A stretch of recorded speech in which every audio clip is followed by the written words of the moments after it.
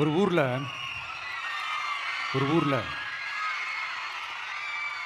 ஒரு பெரிய கோயில் யானை ஒன்று இருந்துச்சான்.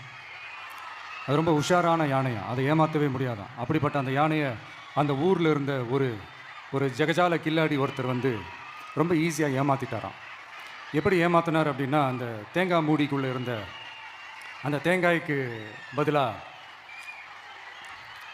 சுண்ணாம்பை வச்சு அது ஒரு நெஜ தேங்காய் மாதிரி அதை ரெடி பண்ணி அதை யானைக்கிட்ட நீட்டி இருக்கிறாரு.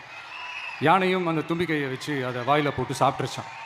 பக்கத்தில் இருந்த ஒரு நண்பர் கேட்டாராம், எப்படிப்பா, அது ரொம்ப உஷாரான ஒரு யானையாச்சே, அது எப்படி ஏமாத்தின, நீ சுண்ணாம்பை கொடுத்துட்டா அது தேங்காய்னு நினச்சி சாப்பிட்ருச்சு, எப்படிப்பா பண்ண அப்படின்னு கேட்டதுக்கு, அதெல்லாம் ஒரு தொழில் ரகசியம் ஆயாச்சாங்க,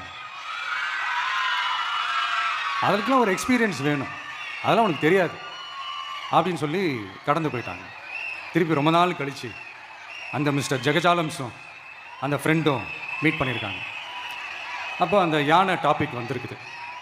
அப்போ அந்த ஃப்ரெண்டு கேட்டாராம், பாவம் அந்த யானை அது உஷாரான யானை தான், எப்படி ஏமாந்துச்சுன்னு தெரியல, எனக்கு என்னமோ அது வந்து அன்றைக்கி ஒரே ஒரு தடவை தெரியாமல் ஏமாந்துருக்குமோ அப்படின்னு நான் நினைக்கிறேன் அப்படின்னு அந்த ஃப்ரெண்டு சொன்னான். உடனே, ஓஹோ, அப்போ உனக்கு என்னோடய டேலண்ட் மேலே உனக்கு நம்பிக்கை இல்லை அப்படியா, சரி இப்போ பார்க்கலாமா, செகண்ட் டேர்ம் என்ன பண்ணுறான் பார்க்குறியா அப்படின்னு சொல்லிட்டு திருப்பி அந்த யானைக்கிட்ட போய் ஒரு வாழைப்பழம், அந்த உள்ளே இருக்கிற அந்த பழத்தை எடுத்து வெளியில் போட்டுட்டு உள்ளே ஒரு பஞ்சை வச்சு திருப்பி அதே மாதிரி ஒரு நெஜ வாழைப்பழம் மாதிரி அதை ரெடி பண்ணி தெனாவட்டா அந்த யானைக்கிட்ட நீட்டியிருக்காரு. அந்த யானையும் தும்பிக்கையை அப்படியே பக்கத்தில் கொண்டு வந்து அவனை ஒரு சொல்லிட்டு அப்படியே தூக்கி போட்டு, அதுக்கப்புறம் என்ன நடந்திருக்குன்னு உங்களுக்கே தெரியும்.